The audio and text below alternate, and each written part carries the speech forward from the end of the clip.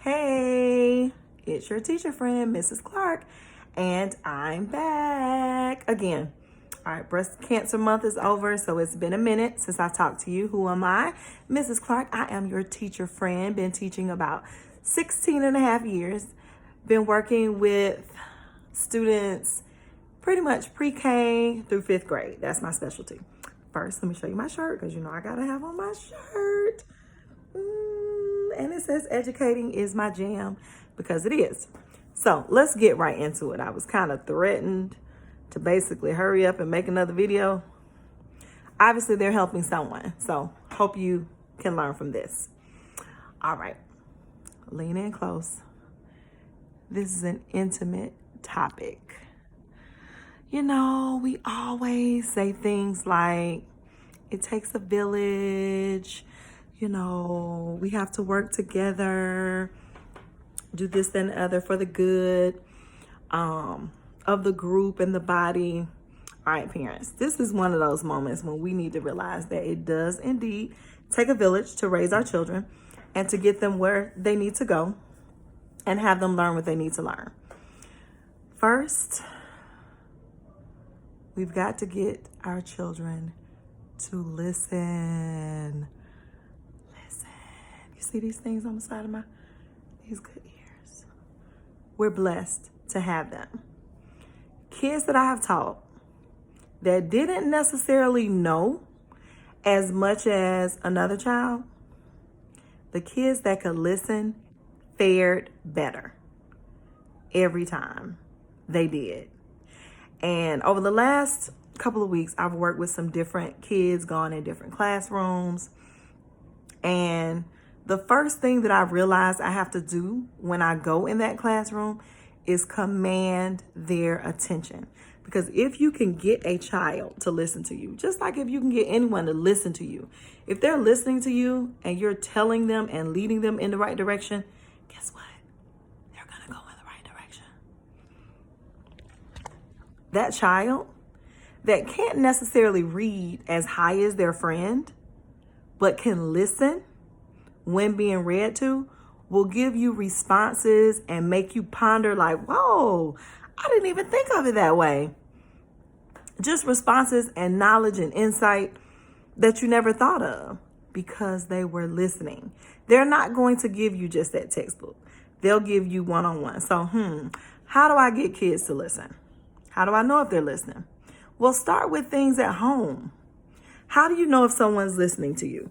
Is someone listening to you when they're looking down and not looking at you when you talk? No.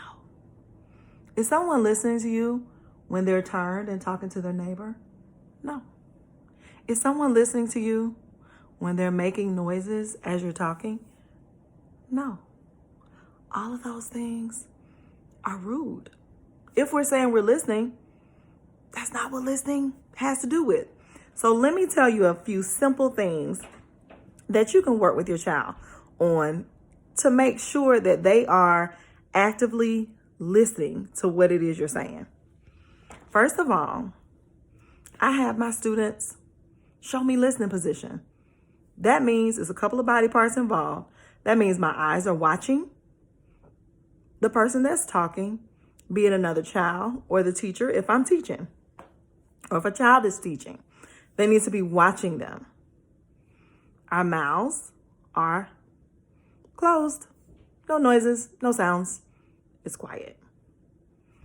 Their hands are still. Put them down. Don't play with them. They fingers. You got 10 of them.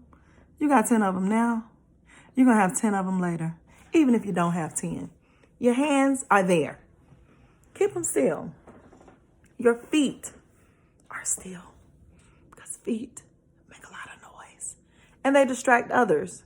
So if you're doing things with your hands and motions and and it's not time for that, and you're doing things with your feet, tapping and making noises, it's not time for that.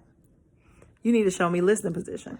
So listening position, in essence, eyes are watching, mouth is closed, ears are listening, hands are still, feet are still. That shows me that you're ready to learn. Are you laying down on your desk? You doing like this? No. Because when you do like this, you tell your body it's rest time. I'm not paying attention. I'm bored. I'm da da da. This is not listening. This is not listening position. Listening position is going to be somebody that's upright, ready to go. Just try that at home. And then to know if your child is listening, you ask questions. You say something and you have them repeat it back. If I just taught you the numbers 1, 2, 3, 4, 5, 6, 7, 8, 9, 10, what did I say? You said 1, 2, 3, 4, 5, 6, 7, 8, 9, 10. If I just taught you the letter A and that it says ah, and I say, what did I just teach you? You just taught me that the letter A says ah. I can echo it back. So these are things that you start with your baby. These are things that kids should be able to do.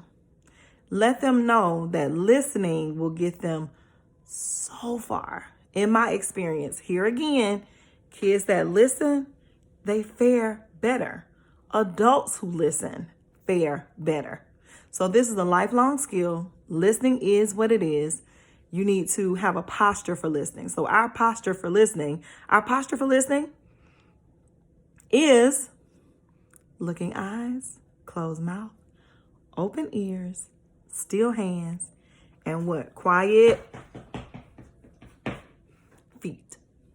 Do that for me.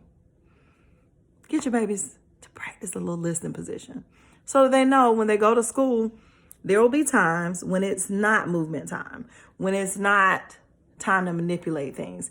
It's time to just sit there and listen. They can sit in front of a television stoic for hours, on that tablet stoic for hours, watching all kinds of things.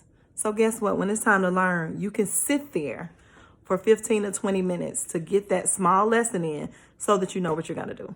So parents, help me out. Recap, listening position. It's our posture. It's a posture for listening. Looking eyes, closed mouth, listening ears, still hands, and still feet. Practice it. I promise your teacher will thank you. This one does. Ching. All right, you guys have a great one. Bye. Teacher friend, Mrs. Clark, out. Oh, and happy Veterans Day.